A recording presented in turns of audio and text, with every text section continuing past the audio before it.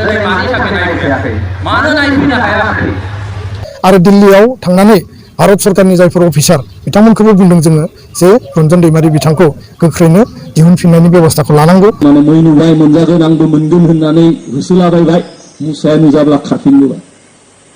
आं फोथायो दिनै नोंथांमोना मुसा नुब्ला फासायनाय नङा। दामोनबा दुखु दाहा मोनब्ला फासायनाय नङा। देहायाव शक्ति थाजासिम हारिनि थाखाय मावलांगोन बेबायदि बायदिसिना बे बुंग्रा मानसिफ्रा फैगोन आरो थांगोन। बयखौबो जाय हेंथा हान्जाफ्रा बायदिसिना बुङो जोंसो मिथिगौ हारिनि थाखाय जों माबायदि थांखि लादों माबायदि मावबोदों आरो रायजो राजाफ्रा फोथायो। ब्रिटिशनि समनिफ्रायबो बर'फ्रा गोबां नांबोदों, गोबां जुजिबोदों, हास्थायबोदों उदाङै माहारि बायदियै हारि बायदियै थांनानै थानो।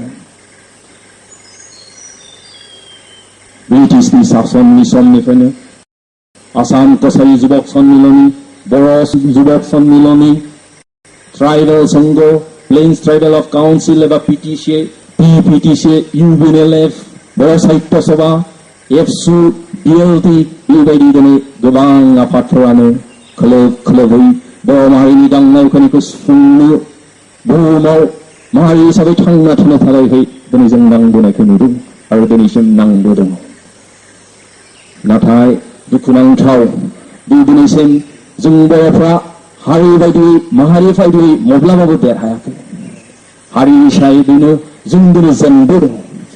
थांखि बिखान्थि लानानै नांबोदोंब्लाबो समनि फाखनाव समजों लोगोसे जोंनि मावथिफोरनि लोरबांथियाव जोंनि दैदेनगिरिफोरनि लोरबांथियाव दिनै खोलोब खोलोब जेनबोदों। बेनिखायनो जों बुंनांगोन दिनै जे माहारि बायदियैनो जों दिनै जेनदों। As a nation we are defeated nation। जों माब्लाबाबो दिनै देरहायाखै। बेनिखायनो दिनै गासैबो नेशनेल डेम'क्रेटिक फ्रन्ट अफ बर'लेण्डनियाव आसा खालामदों, मिजिंथिदों, गासैबो बुंदों national democratic front of Boroland गैयाब्ला आरो बर'फोरा गैलिया।